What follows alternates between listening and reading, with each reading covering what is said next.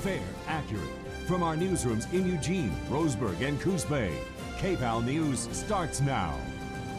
Fire crews battle with high winds and flashy fuels that continue to push the substation fire near the Dalles. The deadly fire grew significantly overnight. It's now burning 70,000 acres with about 15% containment. Good evening, I'm Kristen Goodwoolley. David Walker's off tonight. Thank you for joining us. The fire is considered the #1 wildfire in the country. Despite the growth, firefighters are making progress on all sides of the fire. Some crews have shifted from fighting the fire to evaluating the damage. No word yet on how many structures have burned. Crews are out in the field evaluating as we speak. Crews are also focused on checking for hot spots. The winds have died down a bit, but low humidity and dry conditions are feeding the fire. While they've made progress today, they're far from out of the woods. A spokesperson for the Oregon Fire Marshal's office says the fire could spark up again anywhere. It could be anything else. Could be a different start. Could be a small ember that's left. It moves fast here. Nearly 300 firefighters from across the region are on the ground and in the air fighting this fire. Locals, even seasoned firefighters, say this is the worst fire behavior they've seen. And one family-owned farm in the Dalles was saved from the flames, not by wildland firefighters, but by a local group of volunteers made up of farmers and local business owners. This was the view from Judy Ernest's front yard. She says the flames have destroyed 6 outbuildings on her property and some 500 acres of wheat. On Tuesday, the flames crept toward Ernest's home, catching her basement on fire. But Columbia rural firefighters kept the fire at bay, and tonight her home is still standing. We are one of the fortunate ones. Like I said, our house is standing. There's several families here that do not have houses, and someone lost a life, and that to me is the most tragic.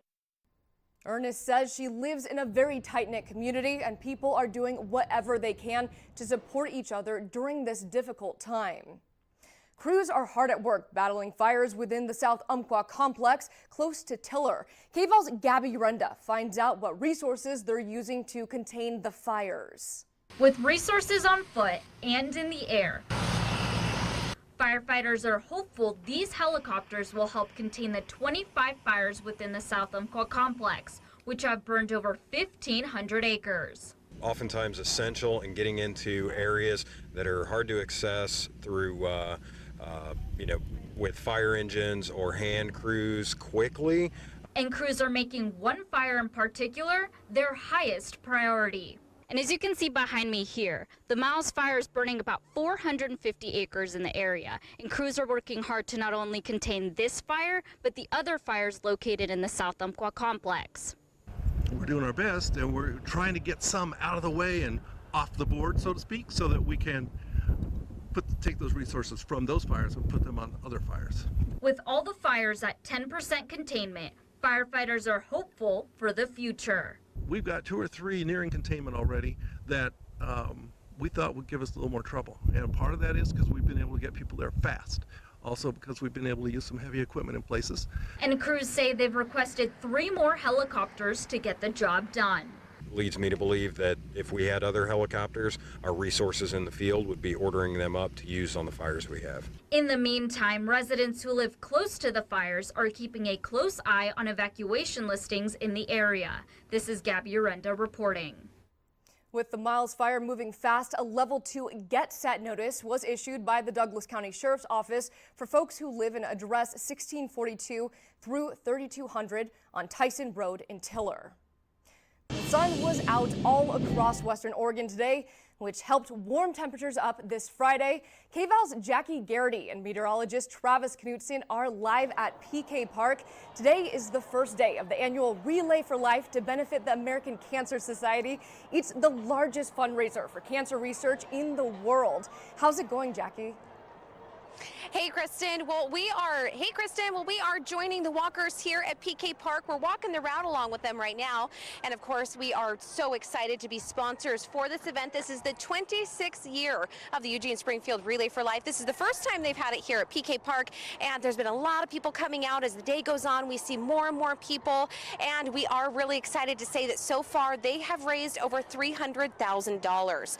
But there's still a lot of work that they need to do. You can still donate online. And we've been really lucky with the weather. I mean, it's really as warm as the temperatures have been. Yeah. People have been staying hydrated. They've been keeping that sunscreen. But when are those temperatures going to cool down? Well, tonight things will cool down once the sun sets, and we're still about a couple hours away from that. But there's a nice little wind going that's helping to keep things cool. Tomorrow, as we're out here in the morning hours, things should be a bit on the cooler side as well. So if you are heading out here, if you're planning to do the walking all night long, you'll want your jacket because a little bit of a wind, things do start to cool down. But we'll take a look at some of the satellite and radar picture across Oregon and Washington. You can see there are clear skies basically all across the Pacific Northwest. Those lack of clouds is partly why we warmed up a little bit today, but it also means things managed to cool down very comfortably tonight. Here's a look at the headlines for what's to come as we move into our weekend. Warming up even more tomorrow, plenty of sunshine on the way, and a few gusts will make an appearance as we get into the afternoon and evening hours. Here's a look at the power planner for what's to come. Overnight tonight, our low temperatures will be in the lower 50s right out here at PK Park,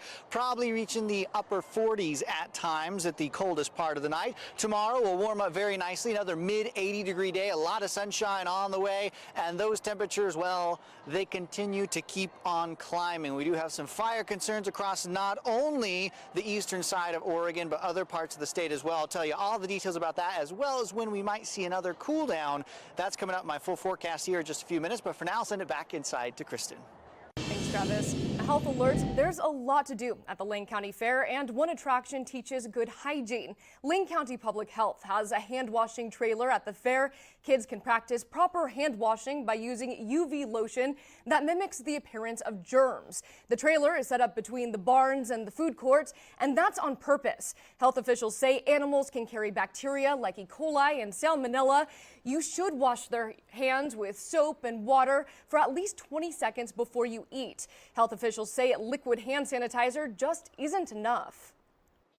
It really doesn't kill viruses. Viruses really need to have something that destroys the outer layers of it, the casing of the virus, or it's washed down the drain, which is the best option in this case. Public health officials want to prevent another whooping cough outbreak. Lane County schools saw more than 200 cases last school year, and good hand washing is your best defense against the virus.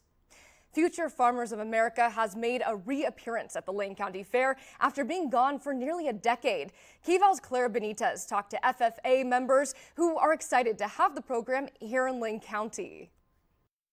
I'm the first Pleasant Hill FFA Williamson to be showing. Good boy. Braden Williamson and his cow Oakley have created a bond this past year. He's over there looking at that wheelbarrow right now.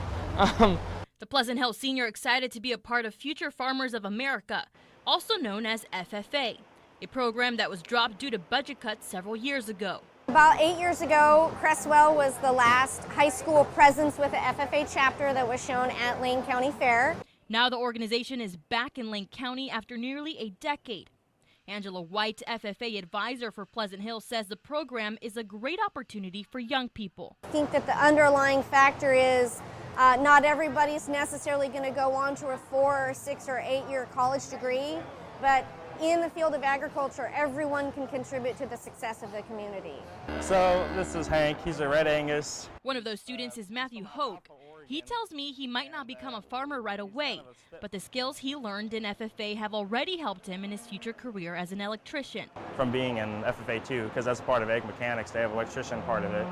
And so you learn about electricity, a lot about different things. White says ever since the start of the program this past year, interest has grown tremendously, giving the opportunity for students like Braden who want to give back to the community in agriculture. This has given me a great view to show if I want to be working with cows and horses for the rest of my life. This pushed it, and I love it, and I want to keep doing it. I love it. I could do it for the rest of my life. Now Braden ready to sell Oakley. $4.50 per pound. I'd like to get about 6 or 7. So that he can invest in his education and continue his passion and love for agriculture as a future farmer of America. At the Lane County Fair, I'm Clara Benitez reporting. follow-up on a house robbery that happened in Eugene back in early June. Eugene police have arrested the third and final suspect involved. The Linn County Sheriff's Office identified the suspect as Daniel Hovey Chavez from Springfield. They say Hovey Chavez and two other suspects are accused of entering an RV on a property on North Hill Ranch Road last month. Deputies say the three suspects assaulted two men on the property, demanding money, and fled with marijuana. All three robbery suspects face multiple charges, including robbery and assault. And today, the Ninth Circuit Court of Appeals rejected a second attempt by the Trump administration to prevent a lawsuit brought on by 21 youth members involving climate change. The court released this statement saying, quote, "We denied the government's first mandamus petition, concluding that it had not met the high bar for relief at that stage of the litigation. No new circumstances justify this second petition, and we again decline the grant this mandamus release."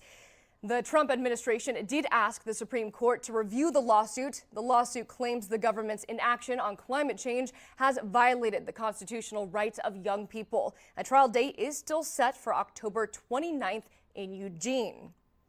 Yesterday, auto industry executives testified against a proposed 25% tariff on imported auto parts. Members of Congress from both parties have shown disapproval of the tariff, stating it will cost people their jobs. Today, KVAL reporter Alex Hassenstab went to a local auto repair shop, asking them about their concerns. Alex, what did you tell them? Well, Kristen, I spoke with someone with over 20 years of experience in this industry, and they're saying the cost of auto repairs is already high, and any added costs would negatively affect both the industry and the customers. CBS News reported that the tariff would affect imported cars, trucks, and auto parts. The Center for Automotive Research says that the tariff could cost more than 700,000 Americans their jobs. When I spoke with the manager of Stadium Automotive Repair Shop, he was actually concerned that the tariff could affect the safety of drivers on the road. You'll wear your tires down farther than you should. You let your brakes go, well, I still have 10% left. Maybe you put off doing some maintenance a little longer, which in the long run ends up hurting you anyway, The European Union is promising to retaliate if the tariff goes through, according to CBS News. The Canadian Automobile Dealers Association has come forward saying that if Canada retaliates as well, quote, the consequences will be even more severe for Canada, its economy, and most importantly, our consumers, end quote. Tonight at 6, I'll have more on this topic, so tune back in for the full story. Kristen, back to you. Thanks, Alex. Next on KVAL News at 5, we'll be heading back out to PK Park to check in with KVAL's Tom Adams. He'll give us an update on how things are going at the 2018 Relay for Life event.